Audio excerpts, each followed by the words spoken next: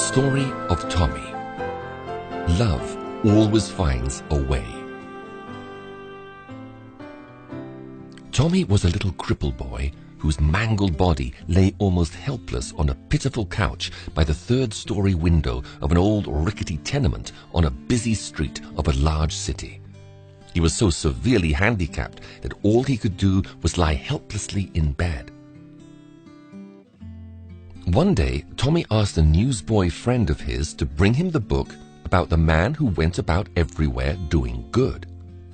The newsboy searched and searched for this unnamed book until one book dealer finally realized that Tommy must have been talking about the Bible and the story of Jesus.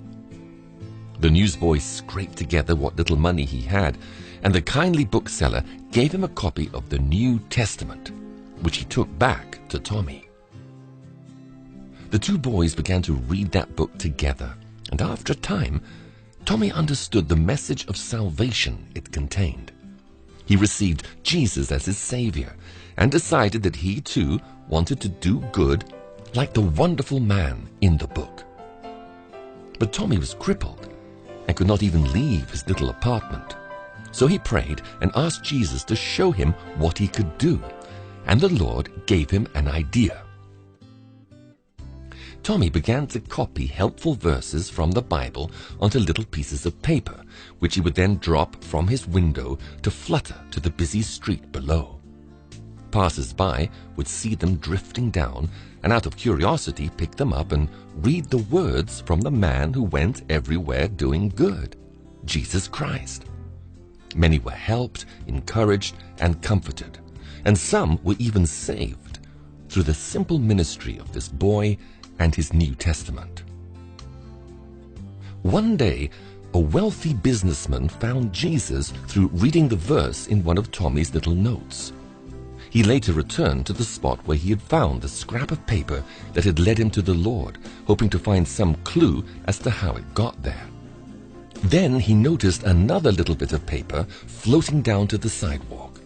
He watched as a poor, tired old woman stooped painfully to pick it up, and noticed her countenance brighten as she read it.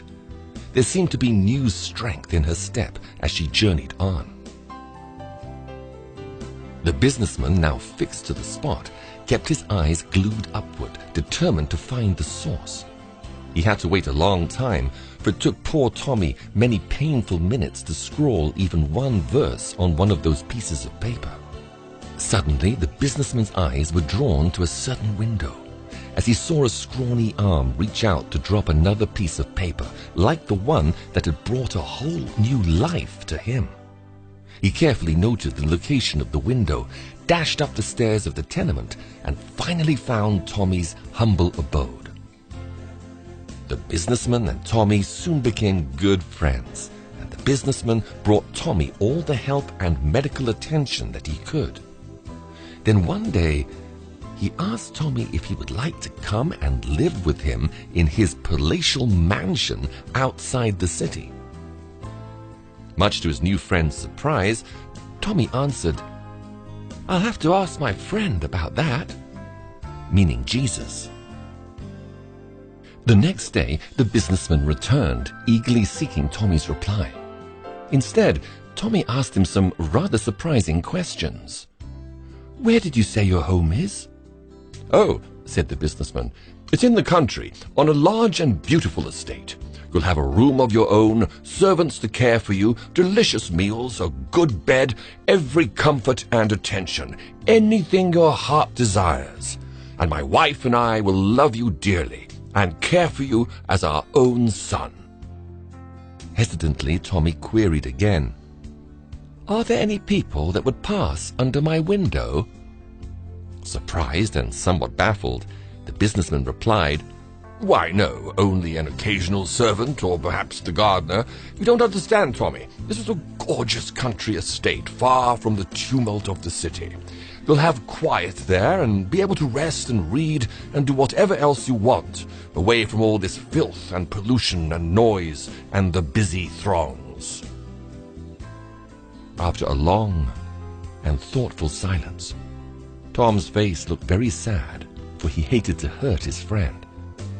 Finally, he said quietly but firmly, with tears in his eyes, "I'm sorry, but you see, I could never live anywhere where people don't pass under my window."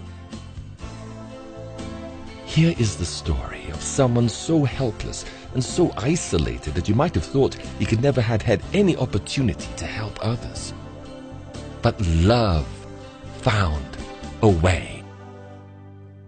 Someone passes under the window of your life every day. Has your love found a way to help them? Has Jesus shown you how you can help them? He will, if you want to, no matter what the conditions or your limitations. God has windows too, and He has promised that if you obey Him and open the window of your life to others, He will open for you the windows of heaven and pour out for you such a blessing that there will not be room enough to receive it. Based on the principle of Malachi chapter 3, verse 10.